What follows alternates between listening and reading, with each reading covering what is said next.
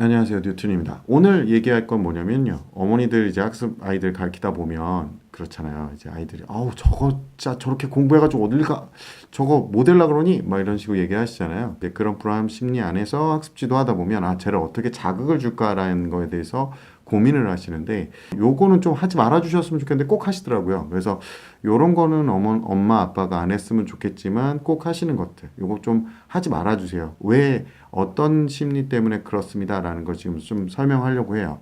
이게 서로 간의 어떤 커뮤니케이션 부재에 의해서 그렇거든요. 그걸 좀 보시면서 다시 얘기를 하도록 하죠.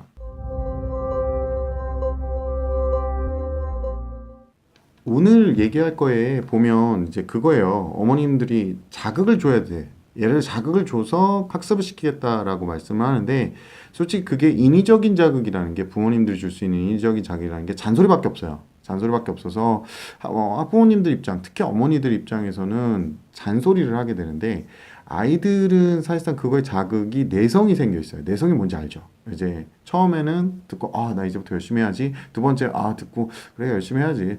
세 번째 또 듣고 그래 열심히 할 거니까. 네 번째 듣고 그러세요. 뭐 이런 분위기가 되거든요.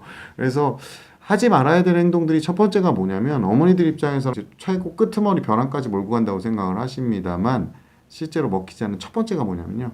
야, 너 그렇게 할 거면 다 그만둬. 예를 들어서 뭐 학원을 하든 뭐 인강을 듣든 뭐를 하든 비용이 들어가는 문제가 있었을 거 아니에요. 그럼 그럴 거면 다 그만두고 학교도 때려치고 다 그렇게 해. 그러면 아이는 우선 환경 변화에 대해서 즉각적인 반응을 보입니다. 엄마 왜 그래?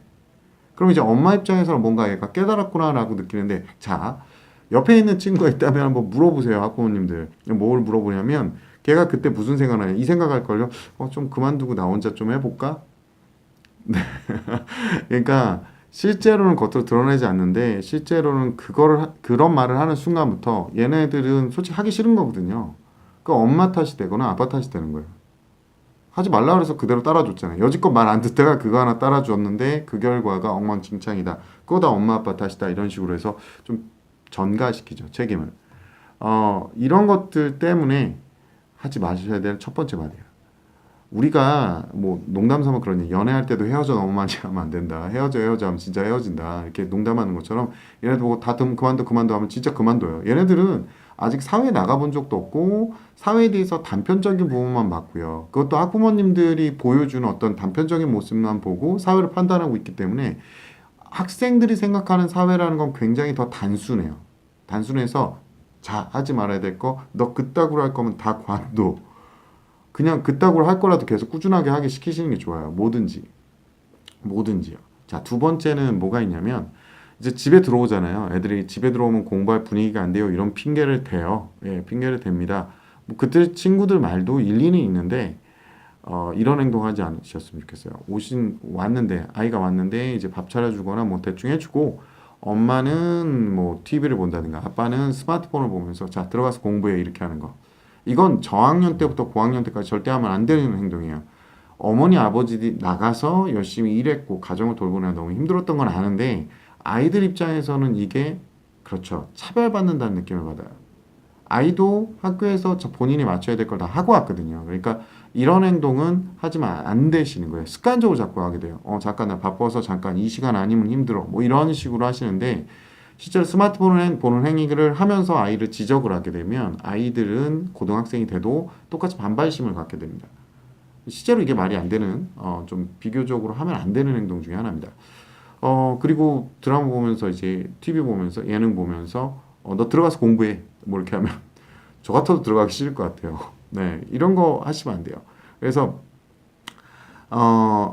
아이들한테 차별적인 느낌, 같이 공부를 한다고 어머니가 옆에 있고 이런 것까지는 큰 문제가 안 되더라고요, 보면. 뭐 애가 난리를 필 수 있는데 그건 너무 고착화돼서 그래요. 엄마에 대한 반감이나 학부모에 대해서 자기 학습을 보여주려는 걸 안 하려고 하는 거. 그 다음에 이제 세 번째로 얘기하는 게 뭐냐면 중학교 때 성적 나오고 고등학교 때 좀 처음 도입부에서 엄마, 나 스스로 한번 해볼게요. 혼자 한번 해볼게요. 자, 성적이 좋았다 그래도요. 스스로 하게 되면 입시를 목표로 두고 있다면 스스로 하는 게 좀 잘 안 돼요. 근데 혼자 한번 해볼게요의 제일 경기의 대상 1순위가 뭐냐면 이때 이걸 포용해 주시면 안 돼요. 뭔가 크게 오해하시는 것 중에 하나가 뭐냐면 자기주도 학습과 혼자 하는 학습의 차이를 구분을 못 하세요. 혼자 하는 건 진짜 막 혼자 하는 거예요. 실패도 혼자 겪어야 되고 문제는 실패를 혼자 겪어야 된다는 거죠. 그리고 거기에 대한 책임도 혼자 져야 되는데 얘네들은 책임질 줄 몰라요. 모르는데 그냥 혼자 실패하게 냅둔다. 얘네 고등학교 1, 2, 3학년 혼자 다 실패하면요. 아시죠? 네, 고등학교 4학년, 고4. 그죠? 이거 보내야 돼요. 근데 그때도 1, 2, 3학년 3년이나 보냈던 어떤 패턴 때문에, 행동 패턴 때문에 못 고쳐요. 그래서 혼자 해보겠다는 건 중학교 2학년 들어가면서 혼자 해보겠어요. 뭐 이렇게 했는데 좀 가이드는 잡아주셔야 돼요. 그러니까 예를 들어 공부를 어떻게 하는지 엄마가 가르쳐주든 뭐 학원 선생님이 가르쳐주든 학교 선생님이 가르쳐주든 누군가가 가이드를 잡아서 공부하는 틀을 잡아준 다음에 혼자 하는 거지. 무턱대고 혼자 해보겠어요. 보통 둘 중에 하나예요. 정말 뭔가 모르는 근자감이라고 그러죠. 근거 없는 자신감이 넘쳐서 하는 경우.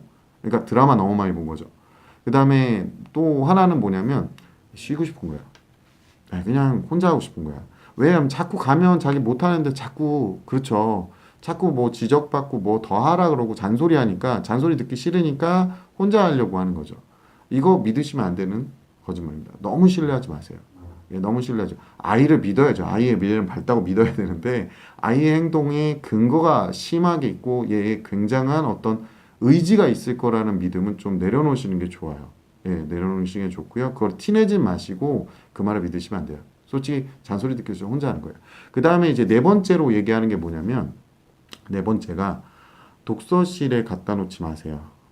독서실 다니지 말라는 얘기가 아니라 하도 공부 안 하니까 야 너 독서실이라도 가. 내 눈앞에서 사라져 이거거든요.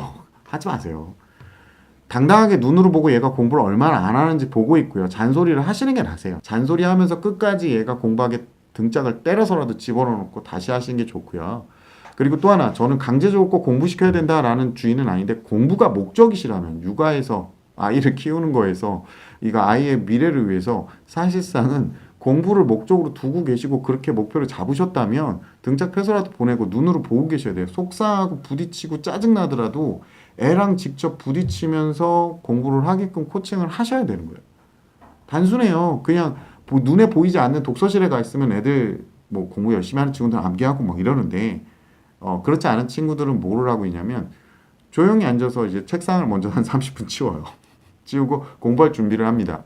그리고 나서 음악을 좀 듣고 10분, 15분 정도 있다가 저기 휴게실 가서 뭐 심한 경우는 보드게임 있죠. 보드게임. 뭐 무슨 마블 뭐 이런 거 그거 켜놓고 이거는 핸드폰을 좀 해요.